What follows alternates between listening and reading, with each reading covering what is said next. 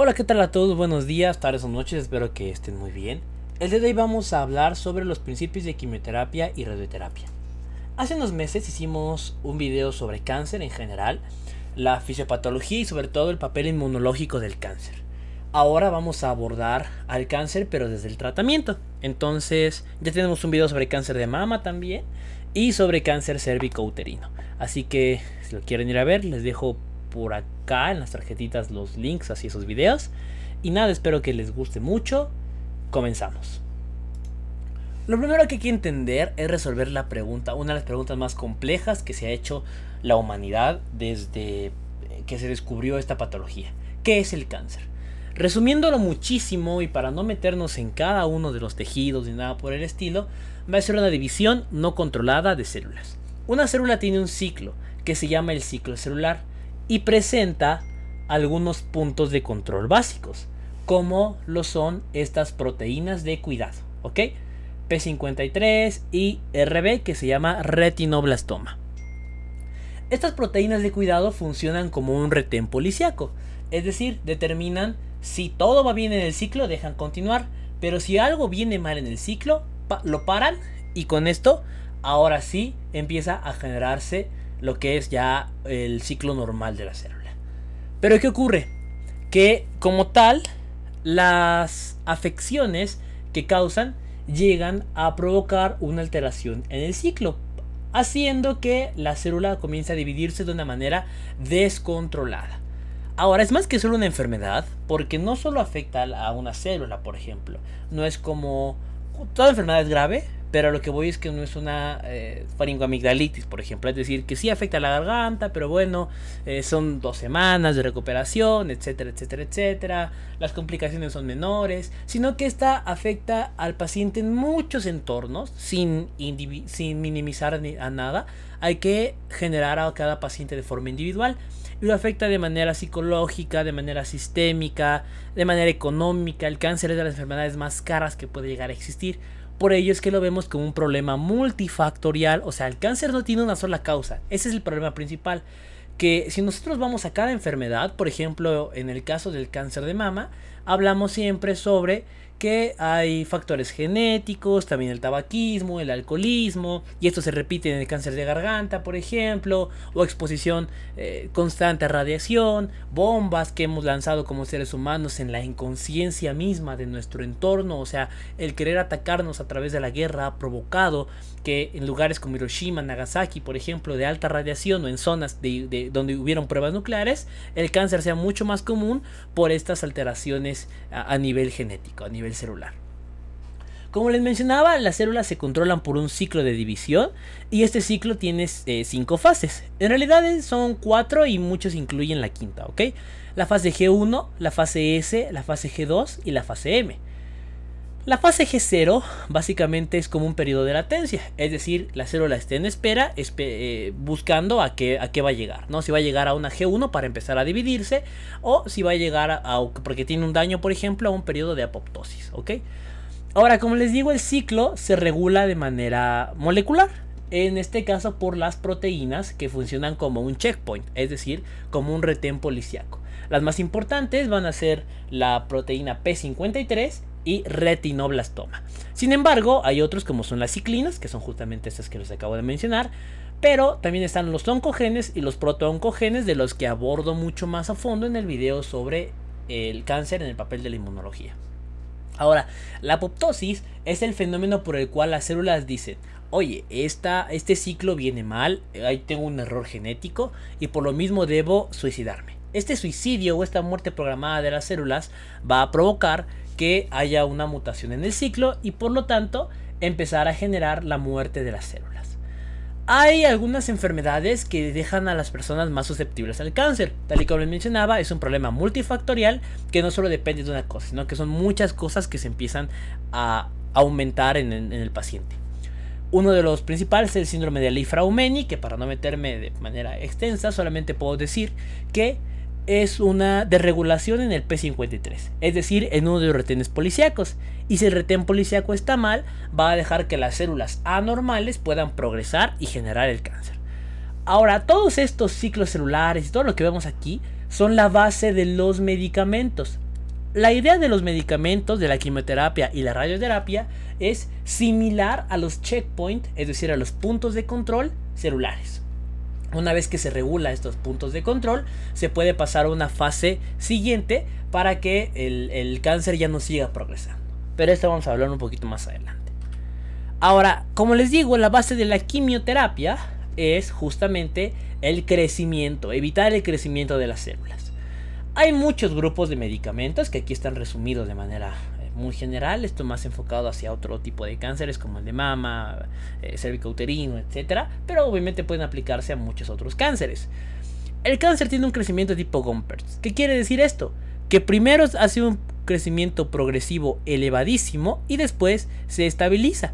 Pero no es que se estabilice en una línea recta, no, se estabiliza en una línea que ya no crece tan rápido, sino que sigue creciendo pero de manera mucho más lenta. Pero todo el daño, que sería el área bajo la curva, ya lo provocó.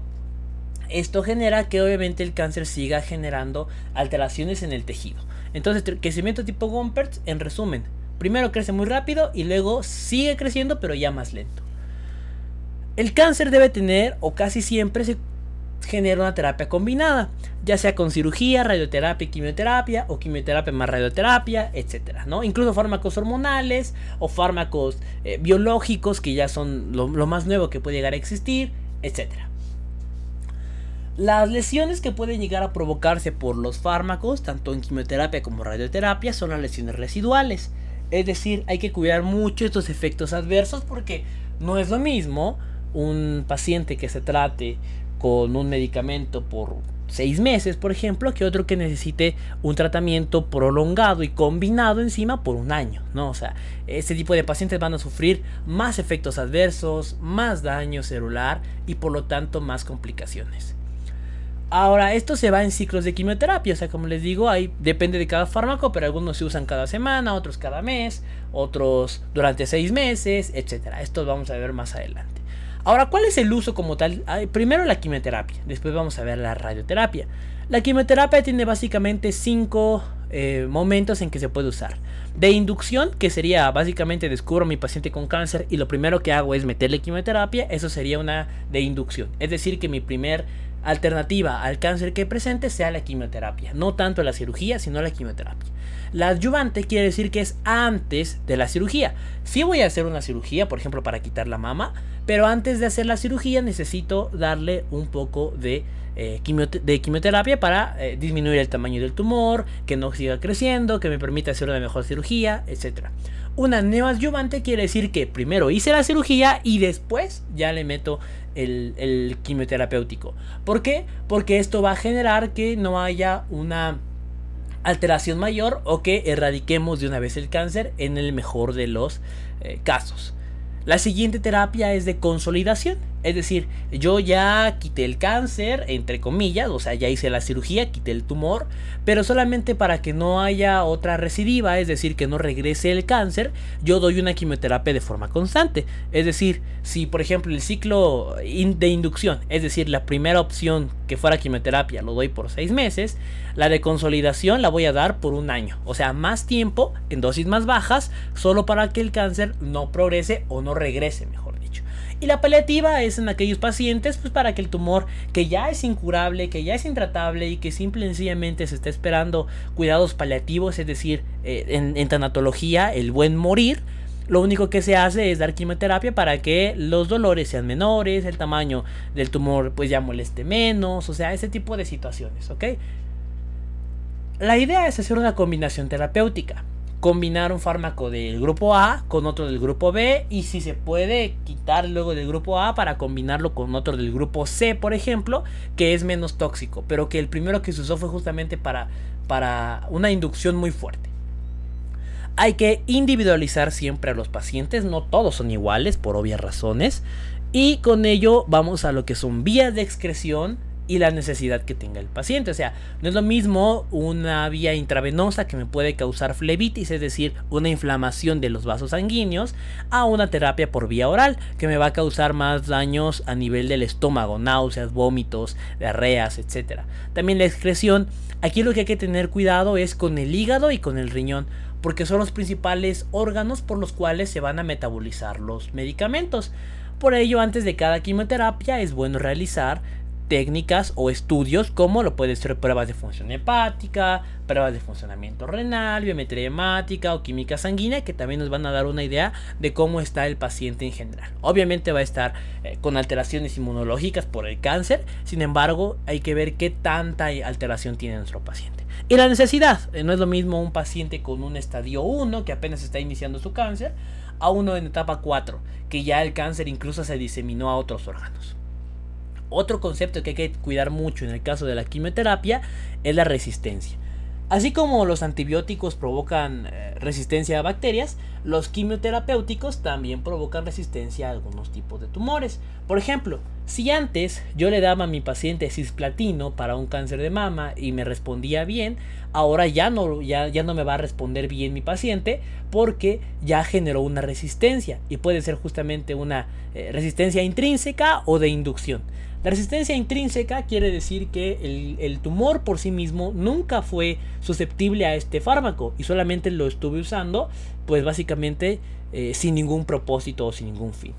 Y la otra, que sería la adquirida o de inducción, quiere decir que el fármaco sí era bueno al principio, pero que con el pasar del tiempo generó resistencia. O sea que hoy en día ese fármaco ya no le hace nada.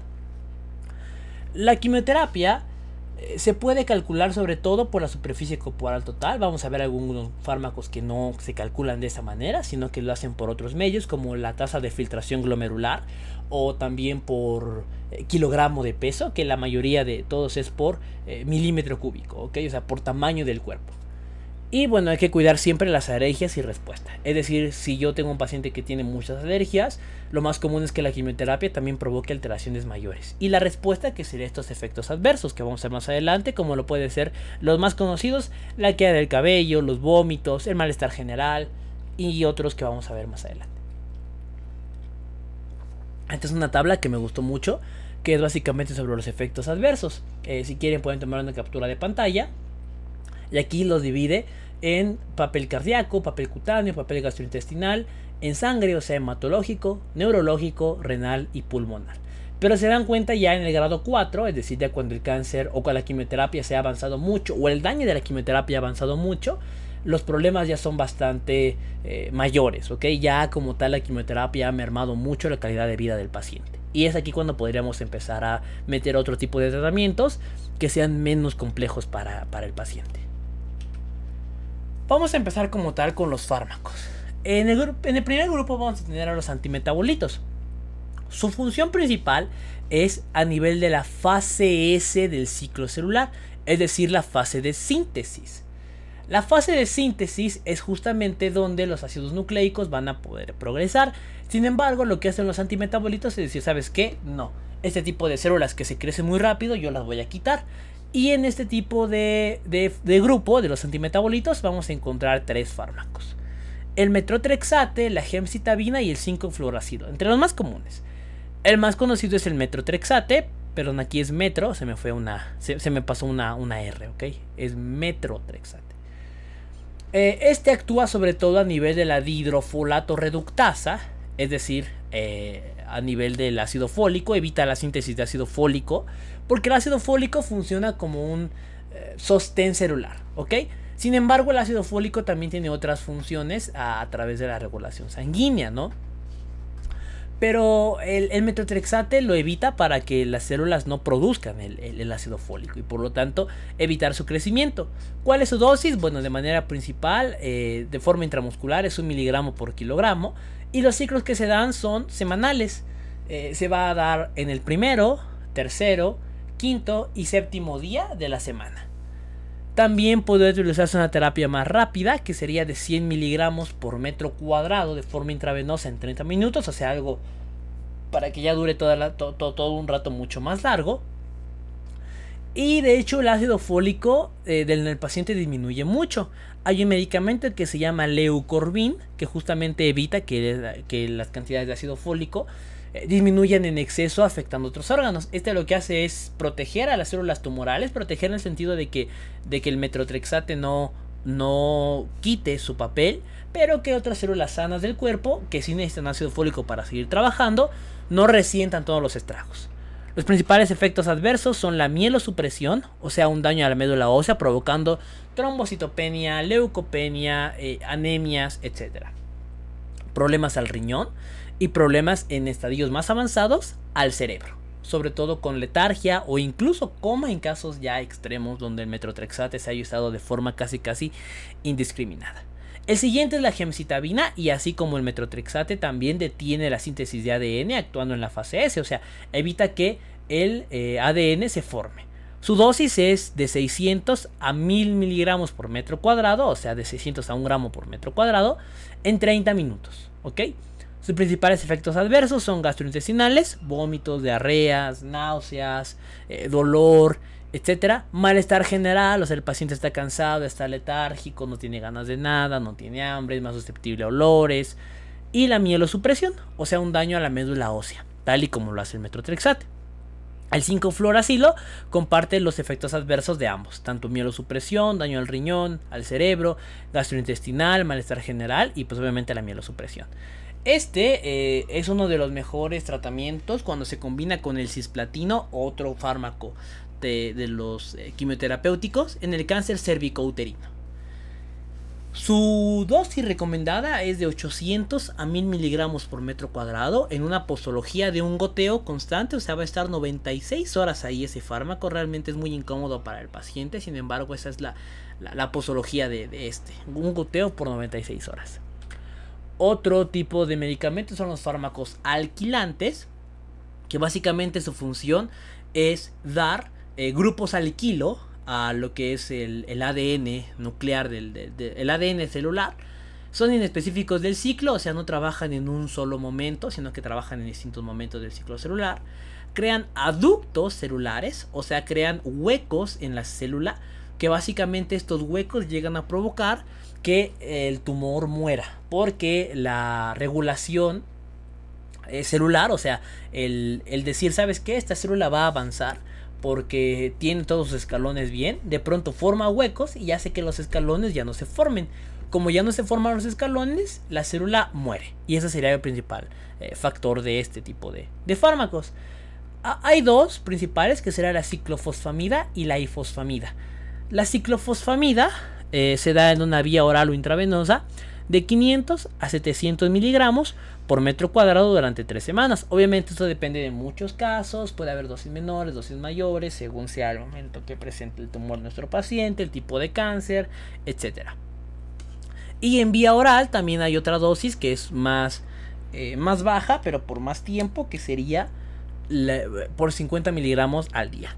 Los efectos principales van a ser la mielosupresión, de nuevo recordando que es daño a la médula ósea con problemas en las plaquetas o problemas en las células inmunológicas, la alopecia, o sea, la pérdida de cabello, y daño al riñón, ¿ok? La ifosfamida es muy usada en el cáncer cervicouterino y en los sarcomas uterinos, o sea, en cánceres ginecológicos. Su dosis recomendada es de 1.2 a 1.6 gramos por metro cuadrado durante 1 a 3 veces por 3 semanas, o sea, lo doy lunes, miércoles y viernes, por ejemplo, durante 3 semanas. Pero aquí el problema principal es que afecta mucho más al riñón y sobre todo afecta mucho más a el cerebro, al sistema nervioso, provocando que los pacientes se tornen letárgicos, o sea, que se queden en un estado de más cansancio, de más pesadez, de más sueño, de más lentitud al hablar, etc. El siguiente grupo son los antibióticos antitumorales. Tal y como su nombre lo indica, se llaman antibióticos porque fueron criados básicamente en una bacteria, ¿ok? Entre los principales vamos a tener 3, la dactinomicina, bleomicina y doxorubicina. La dactinomicina, que es esta que está aquí, actúa en la fase G1 del ciclo celular, que es esta que viene por acá. Inhibe la síntesis de ADN, otra vez evita la fase de ADN, porque aquí se empieza la formación del ADN y por lo tanto evita que ésta siga creciendo. Y además genera la formación de radicales de oxígeno. Especies reactivas de oxígeno, radicales de oxígeno básicamente son como veneno a base de oxígeno para las células. Entre más grandes nos hacemos, estos oxidantes pues se hacen peor y por lo tanto necesitamos, por eso hay alimentos antioxidantes y todo eso en el mercado, ¿no? Y lo que hacen la actinomicina y en general los antibióticos antitumorales es dar oxidantes para que la célula comience a morir de forma constante. Pero pues obviamente va a terminar afectando a otro tipo de células, sobre todo las que se dividen rápido. La actinomicina se excreta de forma principal por la bilis, o sea, una excreción biliar. Y su dosis recomendada es de 1.25 miligramos de forma intravenosa. Se da 0.5 miligramos de 1 a 5 días por 2 a 3 semanas. Aquí igual se me fue, perdón, era mg de miligramos. Los efectos adversos principales serían los gastrointestinales, náuseas, vómitos, diarreas y la pérdida de cabello, o sea, la alopecia. El otro es la bleomicina, ¿ok? La bleomicina, a diferencia de la actinomicina, actúa a nivel de G2. Y esta como tal no inhibe la síntesis de ADN. Este rompe al ADN, ¿ok? Al romper al ADN también lo hace por medio de especies reactivas de oxígeno, o sea, oxidantes, veneno para las células. La principal característica de la bleomicina es que provoca toxicidad pulmonar, o sea, que va a afectar al pulmón de manera bastante grave y bastante notoria. De hecho, la principal recomendación en la bleomicina sería una radiografía constante, o sea, que al paciente todo el tiempo se le esté mandando hacer radiografías para ver cómo va su pulmón. El otro fármaco es la doxorubicina, y a diferencia de los otros dos, este no actúa como tal en un punto específico, sino que inhibe la topoisomerasa, que la topoisomerasa lo que hace básicamente es permitir el plegamiento y la división buena del ADN. Como inhibe la topoisomerasa, el ADN no puede generar su forma característica y muere. La inhibe gracias otra vez a especies reactivas de oxígeno, o sea, veneno a base de oxígeno. Su dosis recomendada es de 45 a 60 miligramos por metro cuadrado y llega a provocar entre los efectos adversos mielosupresión, es decir, efectos en la médula ósea, y miocardiopatía, o sea, problemas en el corazón. De hecho, uno de los principales síntomas más comunes sería esta insuficiencia cardíaca provocada por doxorubicina. Otros son los fármacos derivados de plantas, y aquí lo voy a dividir en 3 grupos, que son los taxanos, alcaloides de la vinca o alcaloides de vinca e inhibidores de topoisomerasa. No confundir con los que ya vimos anteriormente. Los taxanos dañan en general los fármacos derivados de plantas dañan a los microtúbulos, es decir, el esqueleto de las células. El esqueleto de las células es más eficiente en cuanto a la fase de división durante la mitosis, o sea, la fase M del ciclo celular, y es en este momento donde estos fármacos, los derivados de plantas, actúan. En el primer grupo tenemos a los taxanos, que como les digo, generan un daño a los microtúbulos en la fase M de lo que es el ciclo celular. Y aquí vamos a encontrar a paclitaxel y el docetaxel. El paclitaxel, que su dosis es de 135 a 175 miligramos por metro cuadrado durante 3 semanas, provoca mielosupresión, daño a la médula ósea y es muy común que exista hipersensibilidad, o sea, alergias muy marcadas. Piel roja, los 4 signos, ¿no? Calor, rubor, tumor, dolor, etcétera. Que pues lo hace justamente porque hay un daño muy característico hacia la piel o hacia donde se aplica. Y otro efecto muy común es la alopecia, o sea, la pérdida de cabello y el daño al sistema nervioso central. El docetaxel por su parte se administra a 75 o 100 miligramos por metro cuadrado y lo que provoca además del daño a la médula ósea es edema, o sea, retención de líquidos. El siguiente es el de los alcaloides de vinca. Aquí encontramos a 3, la vincristina, la vinblastina y la vinorelbina.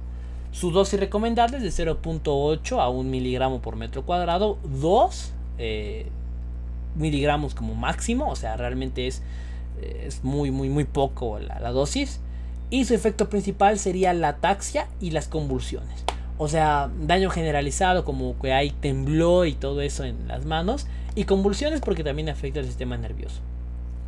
El siguiente grupo, también derivado de plantas, son los inhibidores de topoisomerasa. Aquí encontramos a 2, topotecan y etopósido. El topotecan, que se administra 0.75 miligramos por metro cuadrado por 3 semanas, llega a provocar los efectos típicos de la quimioterapia, o sea, daño en médula ósea, daño gastrointestinal y alopecia o pérdida de cabello. El etopósido, por su parte, es de 75 a 100 miligramos por metro cuadrado y lo que hace es envenenar a la topoisomerasa, o sea, esta parte de división o de plegamiento celular, y este está muy unido a la albúmina. Por ello es que hay que cuidar mucho el hígado en este medicamento. Obviamente llega a dar una toxicidad general cuando hay poca albúmina, generando que los efectos adversos sean mucho más graves, porque su carrito que le iba a transportar, o sea su autobús que es la albúmina, no está disponible y por lo tanto está libre el fármaco atacando a la célula que quiere. Y pues obviamente hay mielosupresión, o sea daño a la médula ósea.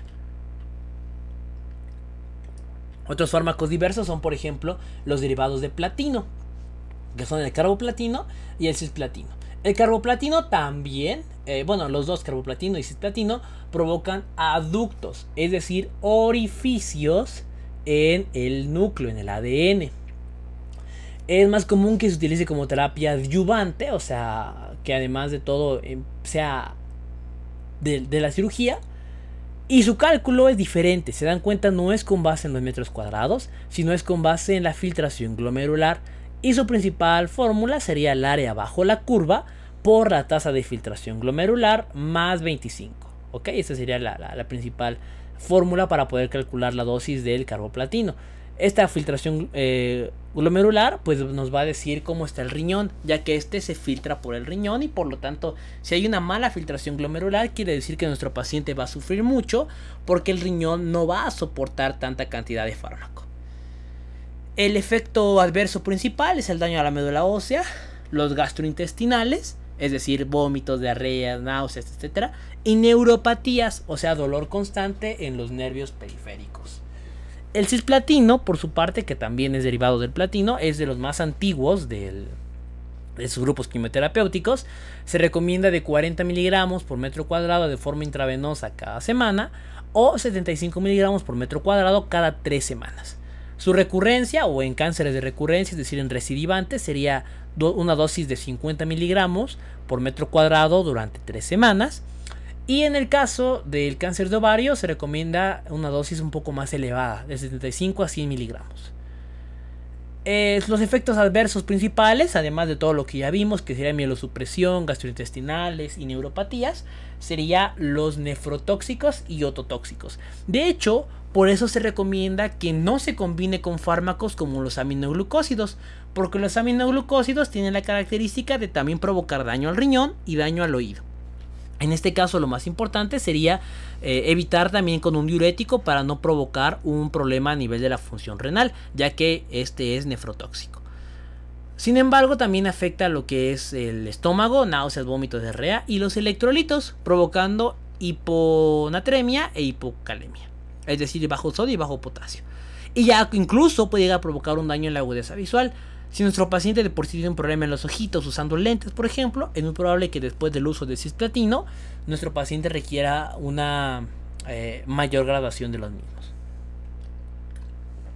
En algunos casos especiales, como en el cáncer de mama o en tumores dependientes de estrógenos o de progesterona, se prefieren los fármacos hormonales. Uno de ellos es el tamoxifeno. Este se usa mucho en tratamiento paliativo, pero sobre todo porque evita los receptores de estrógenos. Como dice aquí, bloquea proliferación de estrógenos. Y hay, como le digo, cánceres como el cáncer de mama que son dependientes de estrógenos. Y por lo mismo van a llegar a provocar una alteración en el paciente. La vía recomendada o la vía oral sería de 40 a 50 miligramos por día, aunque otros recomiendan, por ejemplo, la guía de práctica clínica para el cáncer de mama habla de 10 miligramos cada 12 horas, por ejemplo, para tratar a lo que es una paciente con cáncer de mama. La bibliografía en cuanto a dosis es cambiante, ¿no? En ese sentido.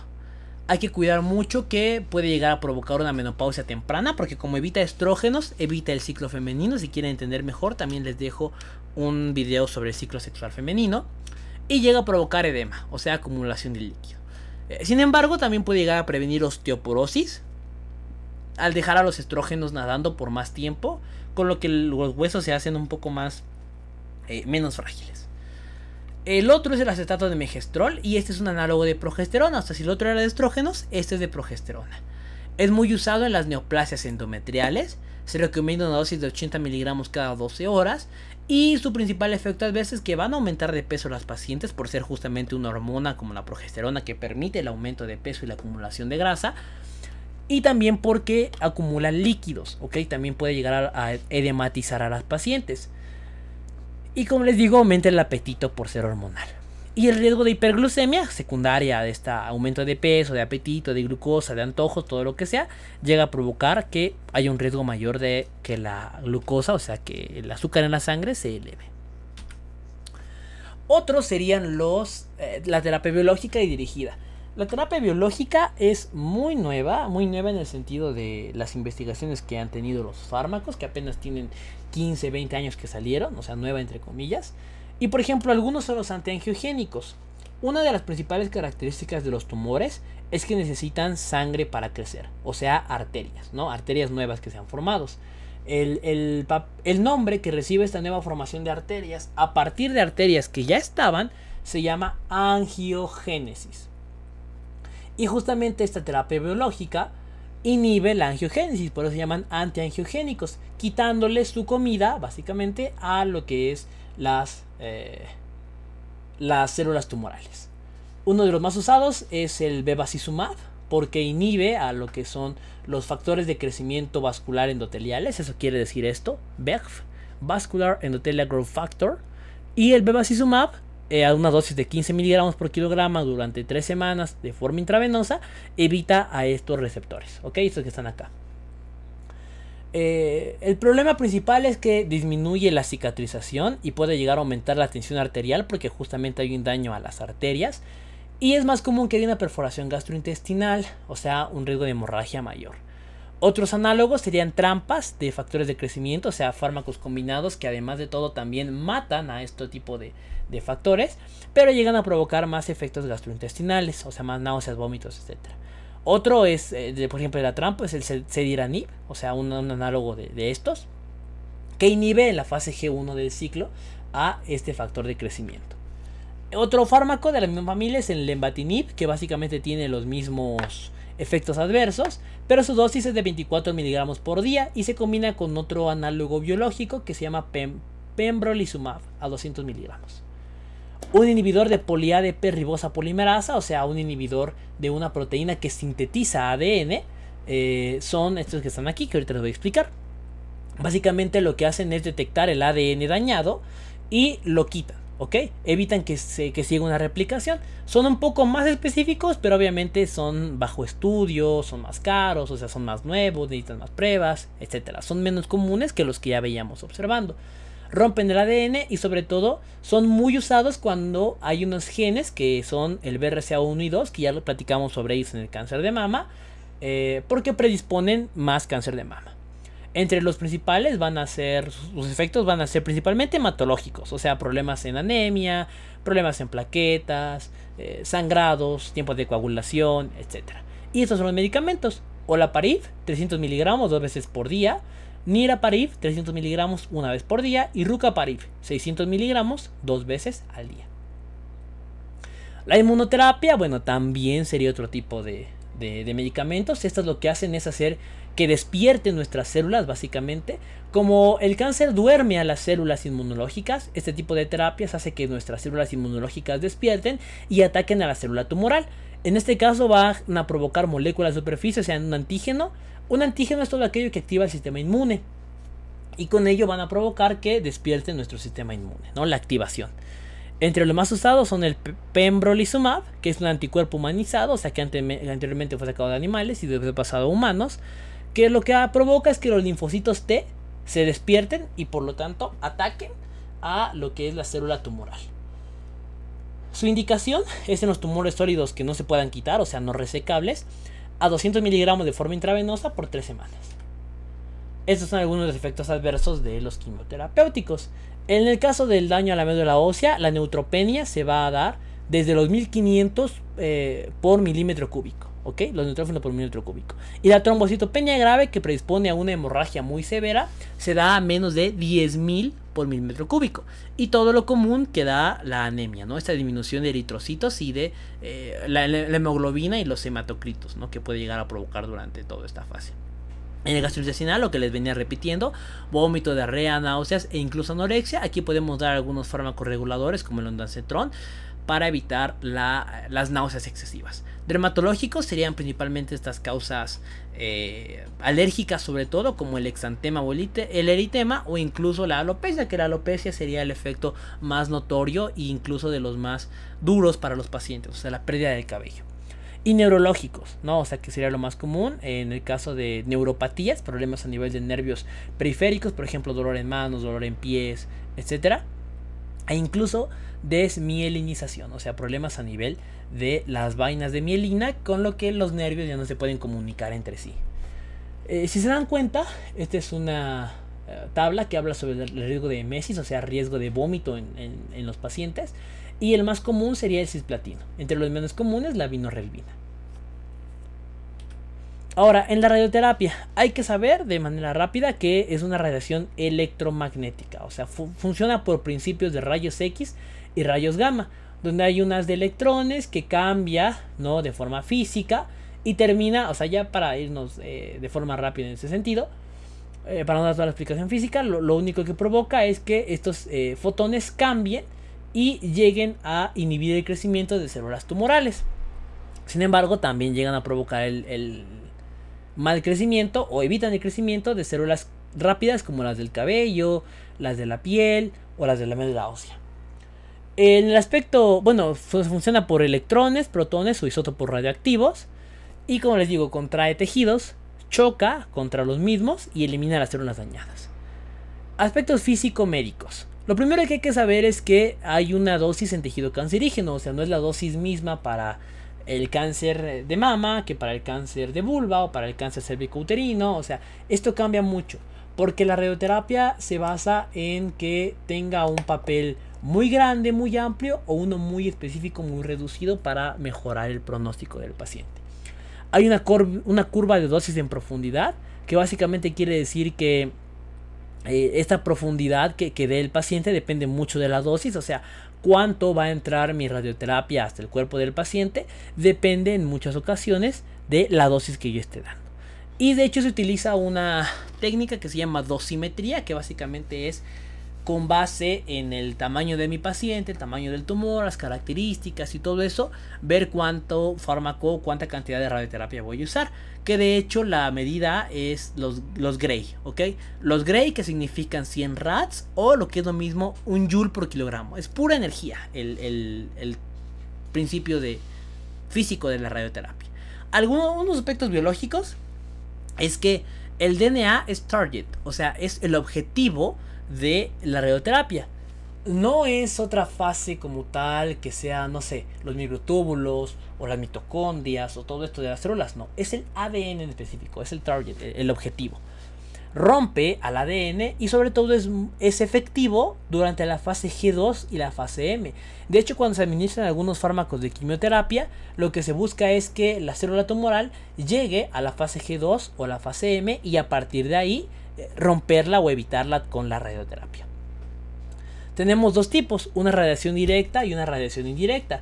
La directa quiere decir que obviamente hay pasa del aplicador, por así decirlo, al tejido, mientras que la indirecta choca con algún elemento. En este caso lo más común sería un radical hidroxilo, ¿ok? Choca antes para poder amplificar la señal. La muerte de las células cancerígenas se provoca por apoptosis, que como les digo es esta muerte programada, y por catástrofe mitótica. O sea, la división quiere hacerse tanto que el fármaco dice, ¿sabes qué? Voy a empezar a darle en la torre al tumor y con ello voy a hacer que simple y sencillamente se destruya todo por completo y hay una catástrofe en la división celular. Y las células responden de 4 maneras. Primero se reparan, o sea, primero ellas mismas dicen, ¿sabes qué? Voy a reponer lo que me has hecho. Luego se reordenan en el caso de la arquitectura. Esto es cuando las células sanas. Hay una repoblación, o sea, de nuevo una cantidad de células. Y reoxigenación, porque justamente este tipo de terapias también evita al oxígeno. Ya que el oxígeno es necesario para el crecimiento tumoral, pues en este caso evita el oxígeno.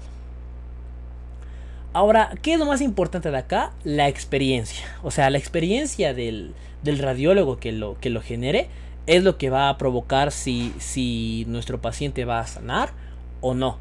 hay que delimitar la lesión y los procesos, o sea, ver el tamaño del tumor, hasta dónde llega, los bordes, si tiene o no tiene cápsula, si presenta o no diseminación, o sea, todo eso. Y los procesos que hay que seguir.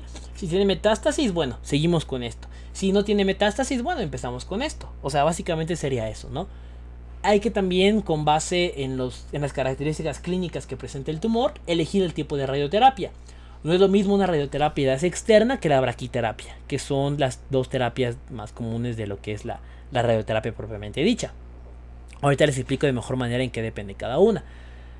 También es importante mencionar hiperfraccionamiento, o sea, dividir mucho a la célula, o el fraccionamiento acelerado, o sea, que se divida de manera más rápida. Y vamos a tener a los tipos de radioterapia, que sería la de haz externo y la braquiterapia. La de haz externo quiere decir que es una maquinota, por así decirlo, que va a afectar una zona muy grande del cuerpo, porque el tumor que se quiere extirpar es elevado, ¿ok? Es un área extensa de cáncer. En este caso puede usarse una radioterapia conformacional, es decir, darse cuenta a través de medios de imagen que el tumor es muy grande y que por lo tanto debemos de generarle un daño máximo, o sea, darle con todo a ese tumor para que no haya otra dudas de hasta dónde llega su límite, ¿no? Y aquí lo más importante es establecer el volumen estimado, o sea, cuánto mide cuánto creemos que mide el tumor, cuánto mide de forma real y el tejido circundante. ¿Por qué es importante todo esto? Porque a partir de aquí podemos calcular la dosis necesaria, el tiempo por el que se va a someter la paciente y todo lo referido a lo que es el momento de las externo, ¿ok? Que sería de nuevo para tumores grandes. Ahora, en el caso de la braquiterapia es para tumores más pequeños y por eso se hace una distancia más corta. En este caso va a ser de dos tipos. Intracavitaria, bueno, es de varios tipos, ¿no? Pero entre lo que más nos importa es que puede ser intracavitaria o intersticial. Intracavitaria, por ejemplo, en el cáncer de útero, podríamos meter un tándem, así se llama, a través del cuello vaginal y por lo tanto llegar hasta el útero. Y va a ser dentro de la cavidad propia del útero, o sea, dentro de la cavidad normal del cuerpo, ahí va a estar metido esta braquiterapia. O también de forma intersticial, que sería como meter un catéter por el cual va a empezar a pasarse la radiación. Puede ser temporal o permanente, es decir, temporal quiere decir que nosotros vamos a quitar a los isótopos de la zona, o permanente, que como una sutura que es reabsorbible, ¿no? O sea, estos isótopos van a ser reabsorbibles y con el paso del tiempo la paciente lo va a empezar a eliminar. También es importante la división en baja o altas dosis, o sea, si tenemos una dosis baja va a ser una braquiterapia por más tiempo y por lo tanto la estancia hospitalaria va a ser mayor, exponiéndose a un riesgo de infecciones, de malestar, más trauma psicológico, etc. Pero si le damos altas dosis es por menos tiempo, por ejemplo podría ser en 1 o 2 días como máximo, pero obviamente los efectos adversos van a ser un poquito mayores. ¿Por qué? Porque le estamos dando dosis máximas en un periodo más corto. Aquí hay que tener en cuenta 3 principios. La radiosensibilidad, o sea, qué tan susceptible es mi tumor a la radioterapia. La duración, o sea, por cuánto tiempo voy a dar mi radioterapia. Y la hipoxia, o sea, qué tanto oxígeno tienen mis células. Si no tienen oxígeno, si ya el tumor ha consumido mucho oxígeno, la radioterapia casi no va a funcionar y tenemos que antes dar quimioterapia. Pero si ya, o sea, si tenemos todavía buen oxígeno en el organismo, podemos incluso ayudar y tratar problemas como la anemia, dar oxígeno suplementario y tratar otras afecciones que puedan llegar por ejemplo, pulmonares que puedan afectar al oxígeno del cuerpo, pues las tratamos antes de dar radioterapia. ¿Por qué? Porque el oxígeno va a hacer que funcione muy bien nuestra terapia de radiología. Otros aspectos de la radioterapia, pues bueno, ya de forma muy general, sería la terapia combinada. O sea, la quimioterapia que actúe en G1 y fase S para que nos deje la fase G2 y la fase M solitas básicamente. O sea que ya estas sean trabajo completamente de la radioterapia. La cirugía puede llegar a ser en la cirugía la radioterapia puede ser precirugía, transcirugía, que este es muy raro, o postcirugía. Precirugía nos sirve sobre todo para delimitar muy bien al tumor, que el tumor ya no crezca hasta la cirugía, que el malestar sea menor, etcétera, que la herida vaya a ser más pequeña, todo lo demás. Y la postquirúrgica básicamente nos evita que hayan recidivas, o sea que el cáncer regrese. Ahora, el tejido sano también va a responder. El tejido sano va a responder según el tejido, o sea, según qué tejido irradiamos. No es lo mismo una parte de la pierna, por ejemplo, que una parte de todo el tórax, donde están pulmones, o una parte de todo el abdomen, donde están las vísceras, o cabeza, donde está, o sea, depende, ¿no? De muchos factores. La dosis, o sea, qué tantos grays usamos para nuestra radioterapia, y la edad del paciente. Las edades extremas, es decir, en las edades pediátricas o en edades geriátricas, son bastante más graves de lo que llegamos a pensar en muchas ocasiones. Comorbilidad, no es un paciente que esté sano, entre comillas, a uno que ya tenga diabetes, hipertensión, síndromes metabólicos, VIH, obesidad, tabaquismo, alcoholismo, todos los factores de riesgo que provocan que haya mayor daño al paciente. Y los antecedentes, o sea, si ya tuvo una cirugía previa, si ya tuvo un cáncer anteriormente, hay que evaluarlo. Hay un daño a tejido hiperproliferado, es lo que les decía, ¿no? Que la radioterapia y la quimioterapia afectan sobre todo a células que se dividen rápido. Las principales obviamente son los cánceres, pero también las de la piel, por ejemplo las del cabello, las de la médula, pues se dividen rápido y por lo tanto también las afectan. En el epitelio y el parénquima, como también destruyen las arterias, puede provocar isquemia, o sea, disminución del flujo sanguíneo. En la piel, reacciones cutáneas como alergias, exantemas, eritemas, o sea, piel roja, piel reseca, todo lo demás. En mucosas es muy común que haya resequedad. Aquí puede llegar a provocar sobre todo en la vagina e incluso dar estenosis, o sea que esté más cerrada y por lo tanto algunas prácticas o el coito en general resulta incómodo. En cuanto a los órganos reproductivos, depende mucho de la edad. No es lo mismo una paciente que ya tiene deseos genésicos satisfechos, o sea que ya tuvo los hijos que deseaba y que ya no quiere tener más, a otra que todavía está iniciando, por ejemplo, 14, 15, 20 años, que no ha tenido ningún hijo y que lo quiere tener, pues no es lo mismo. Aquí también hay que ver los deseos de la paciente. Hay que saber que los órganos reproductivos, o sea, un daño no es igual a malformaciones. O sea, no porque yo haya dado radioterapia quiere decir que la paciente, el hijo de la paciente va a nacer con un defecto. Puede llegar a pasar si la radioterapia se da en el primer trimestre del embarazo. Por eso no se recomienda dar radioterapia o quimioterapia en el primer trimestre del embarazo. A partir del segundo o tercer trimestre ya podría considerarse, pero obviamente hay que individualizar a la paciente. O sea, tratar a cada paciente pues por sí misma, ¿no?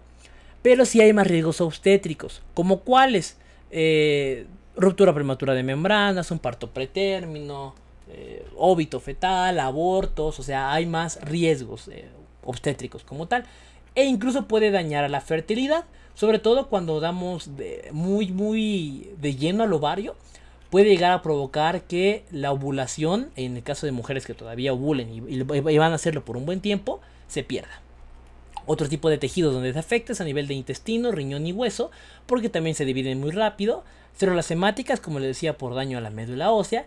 E incluso podría, en casos más excesivos, dosis muy elevadas, generarse otro cáncer por radiación. O sea, si tenía cáncer en el útero, por ejemplo, tratamos con radiación, dosis muy elevadas por mucho tiempo, podría provocar cáncer en ovario, por ejemplo, ¿no? O sea, ya como factor de riesgo, pero esto combinándolo con otras cosas.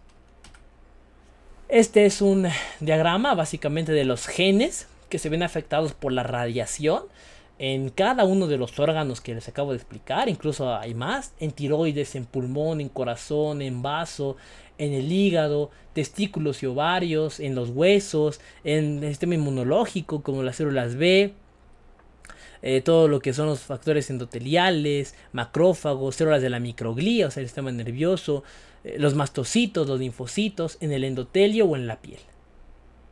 Y bueno, muchísimas gracias por ver el video, espero que les haya gustado. Ya saben que si fue así pueden darle like, suscribirse, comentarlo y compartirlo. No me gustaría irme sin antes decir esta gran frase de una de mis películas favoritas, que es Rocky, y dice: el miedo es como un fuego, te va quemando por dentro. Si lo controlas, entras en calor, pero si llega a dominarte, te quemará a ti y a todo lo que te rodea. Gracias por el video y hasta la próxima. Chau chau.